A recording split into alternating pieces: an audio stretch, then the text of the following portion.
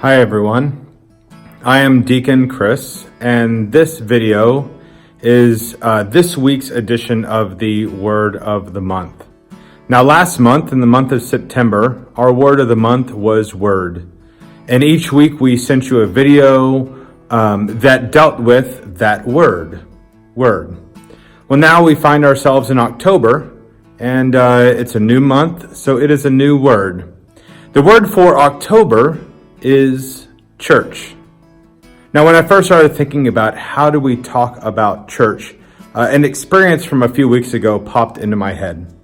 Every Monday and Tuesday of the week, Pastor Aaron or I lead chapel for the group of kids at Mother's Day Out or at preschool. And it's a fun experience of being able to talk on their level about things like faith, things like prayer, things like scripture, all these kinds of things. And a couple of weeks ago, I was talking about the room that I'm in right now, our sanctuary, and I was talking about what the sanctuary is, and one of the kids had a very interesting question. They asked, is the church where God lives?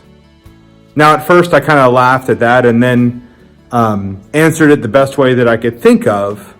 But as I've thought about that more and more, I realized that even though it may seem on the surface level to be kind of a silly question, isn't that kind of a question that we all kind of wrestle with?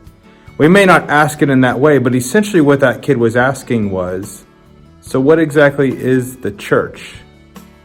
That kid was asking, is the church like God's home? Well, we've asked this question a lot.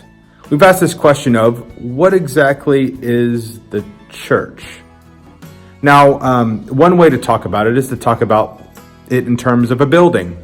So we might talk about triumphant, or what might pop into our head is the church that we used to go to, or our parents once took us to, or grandparents once took us to. But we think of a physical property as a church.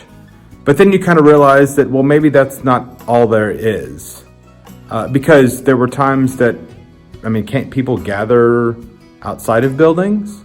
You might even ask the question, so if I'm at an elementary school and I slap the word church on the sign, does it magically become a church? Does it magically become a special place where God dwells?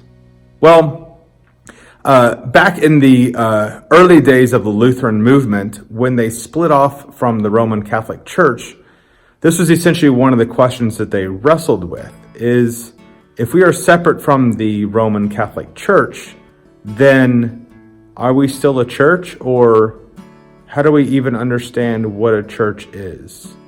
Is church whenever we gather in a sanctuary like I am right now? Can church happen when we're hanging out in the narthex or the lobby of a church? Well, Luther had an interesting answer, whenever he was talking about the church. And he basically said that there are sort of three ways of maybe three marks of the church. Similar to if we are trying to figure out if an animal is a bird or not, we might say, do they have feathers? Do they lay eggs? Do they have wings? Those kinds of things. And if we can check each one of those things, then we know that it's a bird. Well, how do we know if it's a church?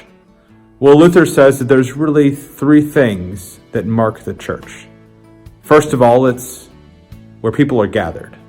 So there's more than one person gathered.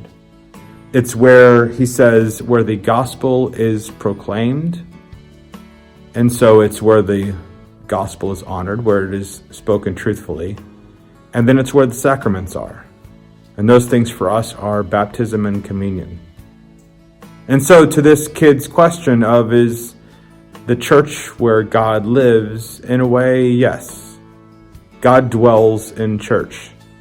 God dwells where the people gather, where we hear the gospel rightly preached, and where we experience the sacraments. Because the reality is that where those things exist, God promises to show up. But the other reality is that God dwells in spaces like this as well, where people are gathered, where the gospel's preached, and where at times we take the sacraments to people when they're sick, when they're hurting, when they can't be a part of the community. And so this month we are talking about the church. And what is the church? And for Luther, he said it's where the people are, where the gospel is rightly preached, and where the sacraments are.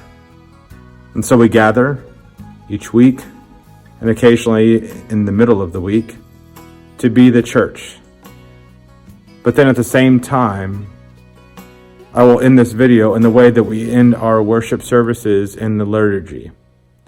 Go in peace to love and serve the Lord, which is our call to go beyond the walls of this church and to be the church out in the world.